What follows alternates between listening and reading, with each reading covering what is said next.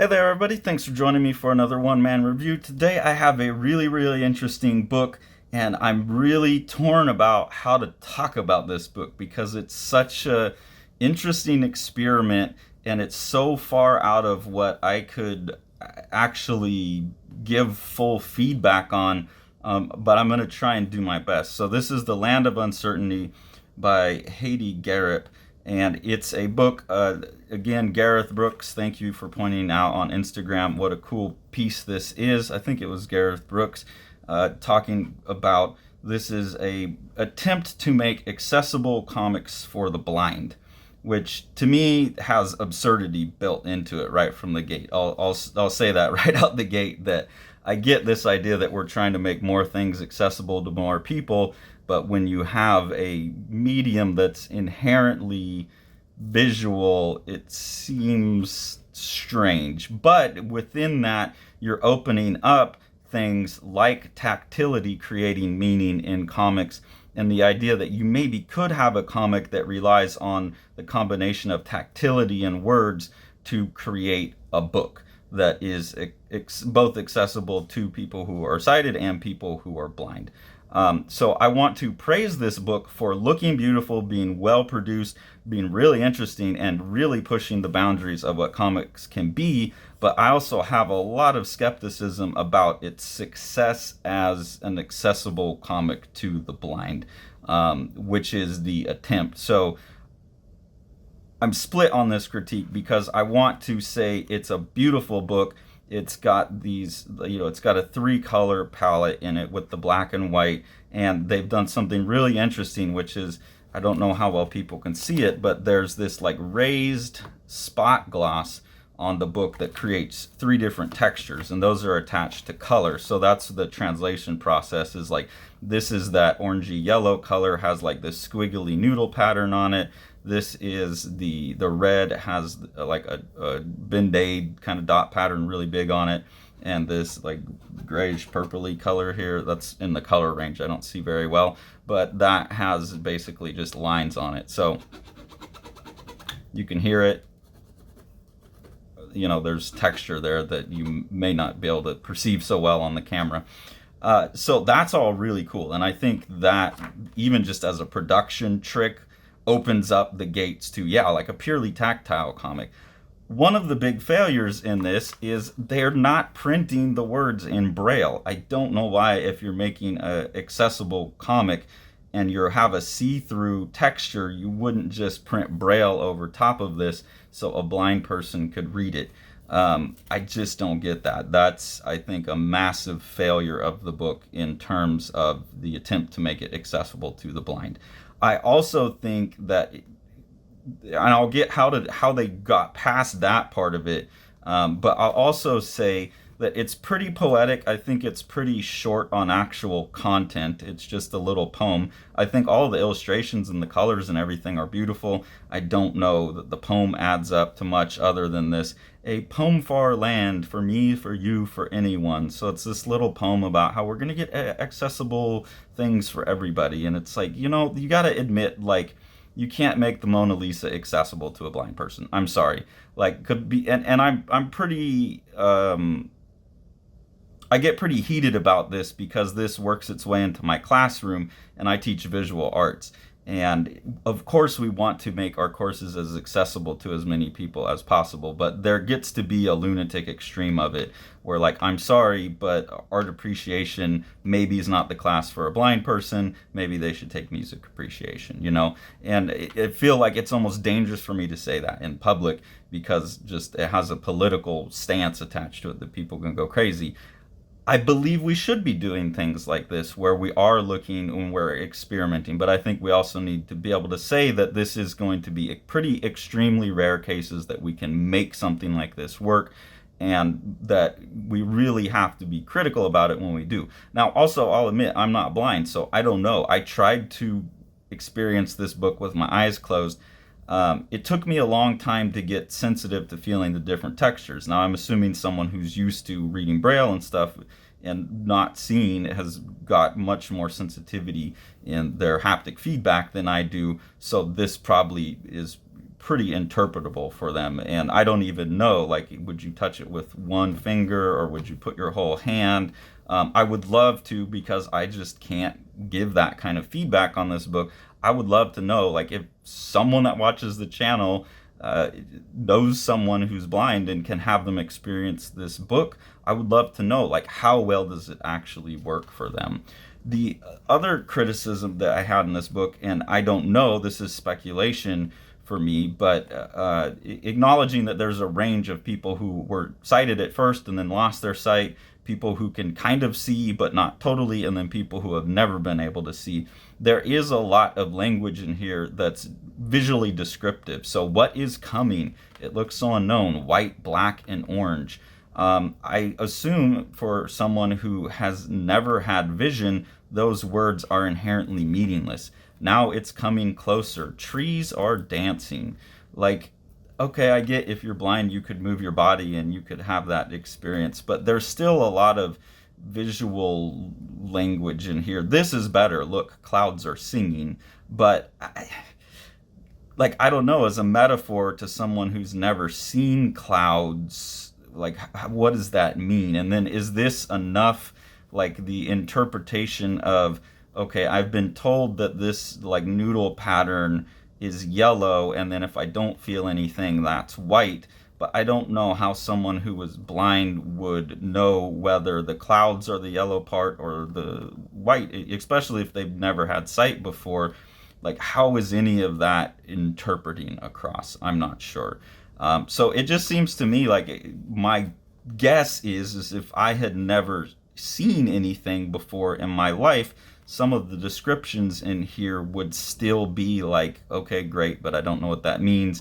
And experientially, all I'm feeling are shapes that have texture applied to them, but I don't necessarily know what that means, because there's nothing telling me that the red shape is the flower shape and this is just the negative space or whatever. So I don't know how all that translates over. I'm very, very curious, and like I said, if I don't know, I would love to hear a review written by or recorded by someone who's blind, because I'm really curious about this.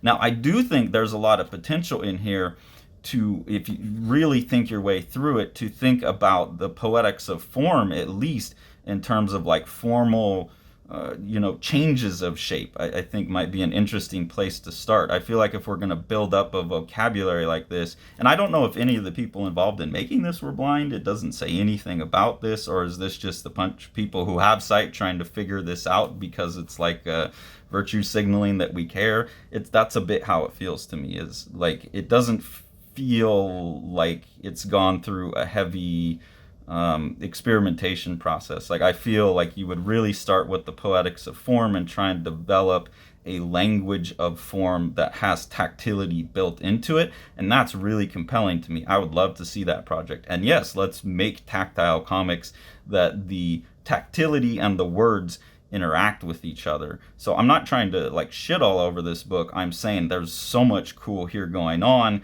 and I believe in this project of expanding what comics could be and expanding, to make comics that are accessible. I think it would be stupid to try and make Watchmen accessible through tactility or something. I don't know. That's just not the book for it. But to develop a language for that is a really awesome project. So I think, like, intense criticism is only going to be helpful, and that's why I'm going in on it. So starting with form and trying to create something like line, shape, color. Like, obviously we can replace color with tactility, and I don't think you need to tie color to tactility. It's its own thing. Like, nothing about the noodle shape is going to have any relationship to yellow orange. Nothing about the stripy shape has anything to do with grayish purple or dots to red.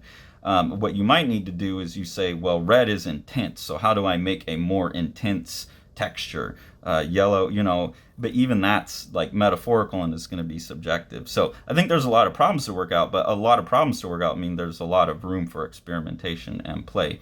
My other criticism of this book was the experience of, okay, obviously I don't have the tactile sensitivity of someone who's blind, but I do want to try and experience this the way that they have set it up for someone who can't see it. And so they have on the back, and I do think this is cool, they have a QR code and you can go to it, and it will be like an audio version of the book.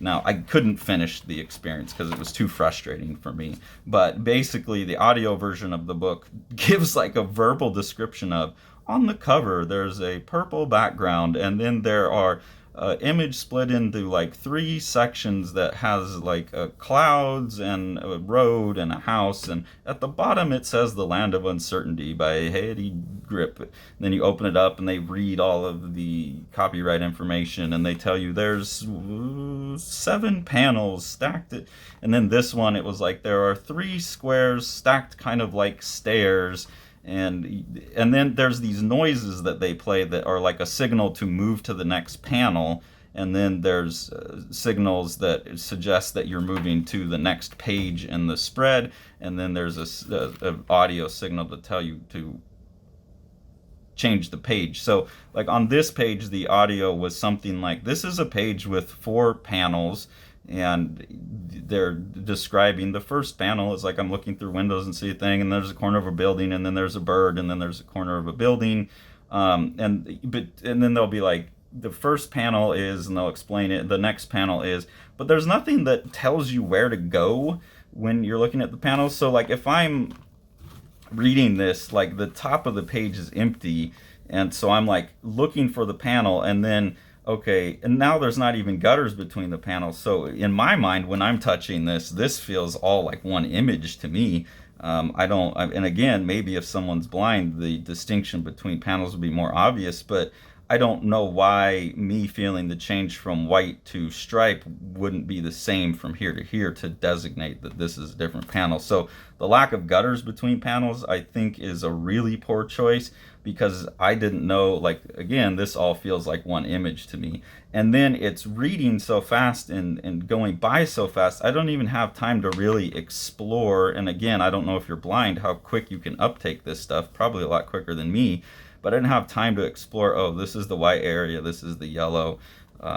So these things are going by, and then before they even read the words, then they moved on to the next page, and it said there's one group of 4 panels and one group of 2 panels, and just the arrangement of like how I was supposed to know. And then I'm like 1, 2, like what's going on over here, and then I'm coming back to number 4 before I hit number 3, and it was just very confusing to navigate.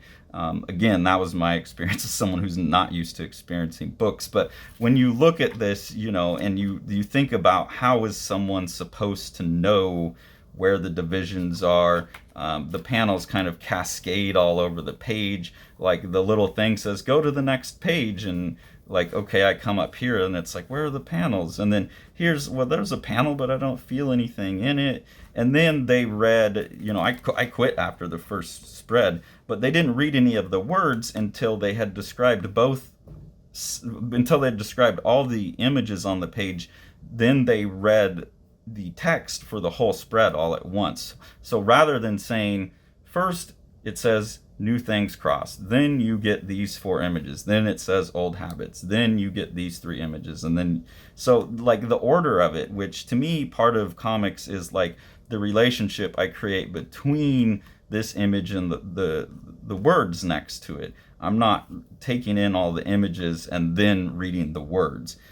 So it didn't seem to preserve the relationship between words and pictures that comic preserved. They were really operating on the spread. Now, again, maybe for people who have more experience with the blind, maybe that is more of how you uptake things when you're reading Braille. I don't know. Maybe there was a reason for that decision, but it did not seem to me to preserve that, and I found it very, very frustrating. Yeah, and then there's just so much going on in terms of how the images are presented, where they're cut and cropped, which in a visual sense is really beautiful compositions, nice set of shapes and all that, but they're cropped often to where like this is supposed to represent part of a tree, but really when I feel it, it just feels like that's just a purple square. Or even if I was sensitive enough to feel that there was some line work here, which I don't know, again, for me, no, I just feel it. I don't know, someone more sensitive could maybe feel the line there, but the line doesn't get any taller than the rest of the raised spot gloss. So I also think it's relying so much on visual abstraction, cropping, iconic imagery, our ability to resolve cropped things that are a little bit more abstract. Like this is a cactus, obviously, but I don't know that there's anything in the tactile experience that would say cactus, especially if you've never seen a cactus. I just don't know that it actually got anywhere near translating this beautiful visual experience into any kind of experience that is equivalently accessible to the blind. So it's this beautiful, gorgeous book that does all this interesting stuff with tactility in comics and really opens the door to what could be, a whole new type of comic that is combining words and tactility. You could take color out of it altogether. But they're trying to make something that works for both, and it still seems to be primarily geared towards people who can see and who are having a visual experience. And I cannot imagine this being a terribly rich experience based on pure tactility. And then again, the decision to make it this really boring audio descriptions of visual things. Like, if you've never seen before, like, what does it matter if it's like, this is a red box? It's like, okay, great. That doesn't mean anything to me.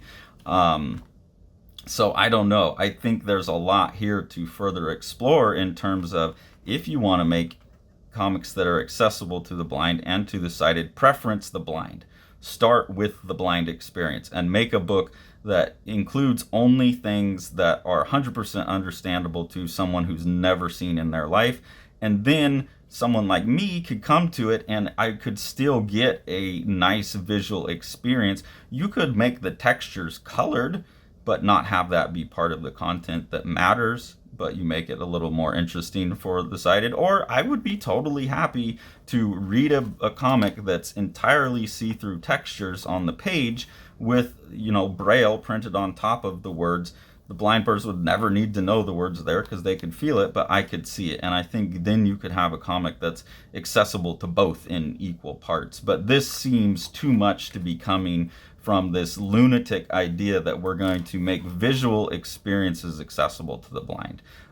If I was blind, I don't know, especially if I was someone who had been blind my whole life, I would find that almost offensive. Like, of course I don't have a way to process these concepts. Why don't you start with the things I can process rather than trying to feel pity for me that I don't experience what you experience and you're trying to do some hackneyed translation of it.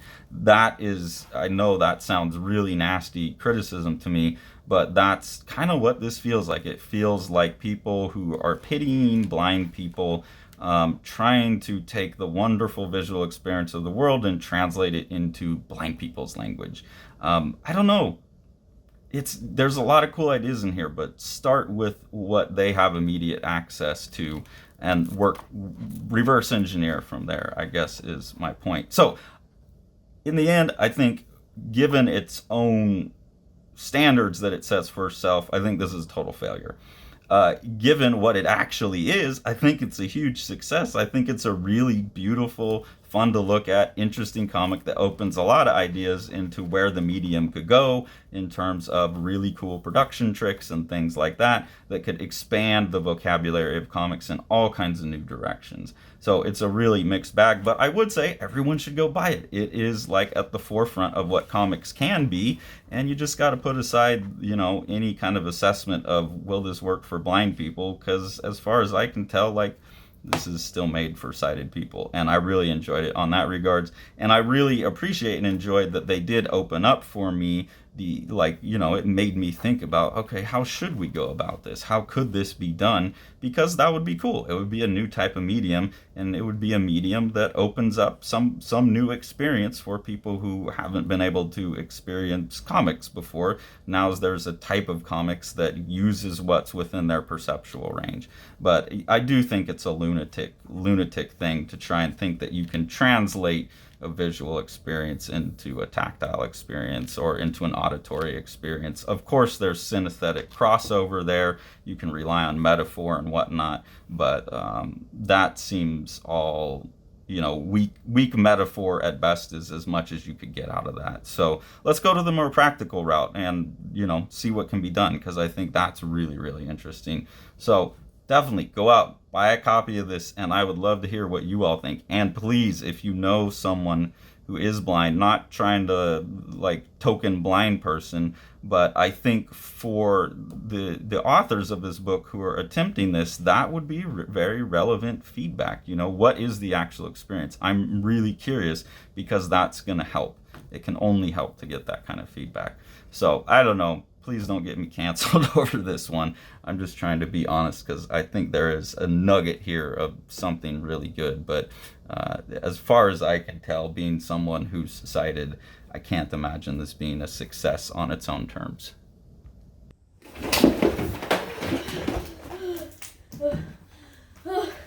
Like and subscribe and hit the bell, please, so Carson can finish reading his books and let me go home.